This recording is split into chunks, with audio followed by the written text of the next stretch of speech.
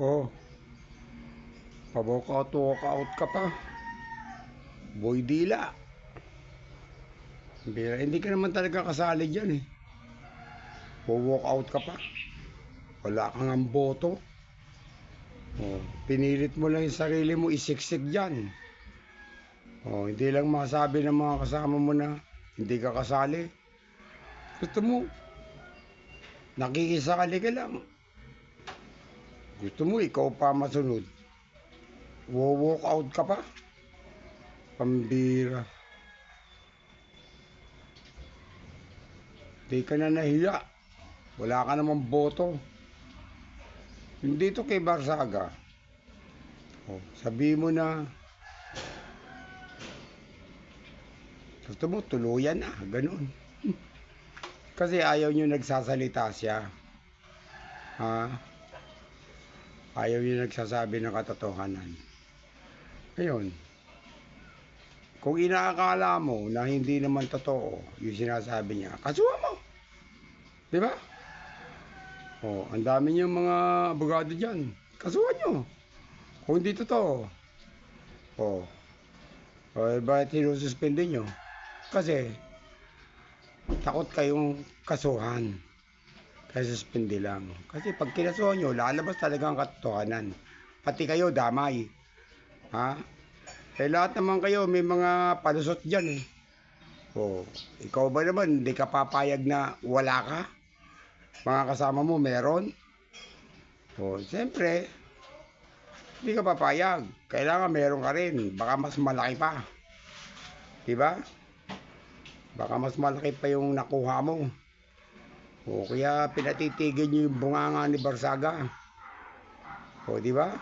Doon lang sa pirmahan ng impeachment eh. O laki ng kinita nyo doon oh. Bilyon ang ginastos dyan eh. Puta 125 million lang yung hinahabol nyo.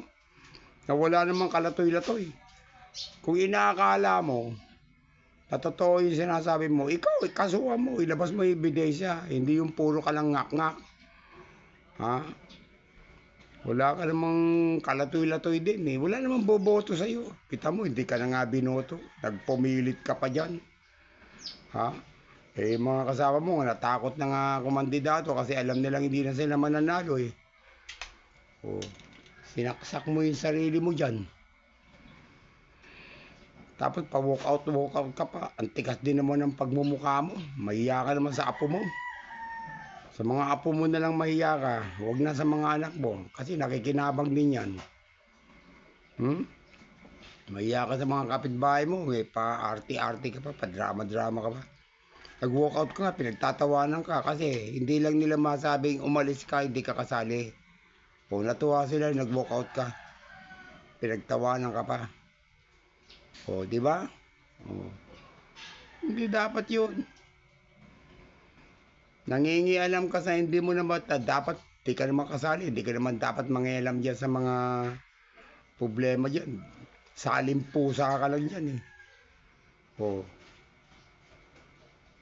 Sabihin mo yung kay Barsaga. Dapat i-terminate. Dapat ikaw ang tanggalin. O. Ilan na lang ang Barsaga dyan. Dapat lahat kayo. Ha? Pero malapit na. Malapit na. Yung pulpul sa Senate President, tinanggal na nila. O, kaya magkakaalaman na. Sa Lunes, magsipaganda kayo. Ha? Dapat makulong na kayo lahat. Lahat kayo makulong.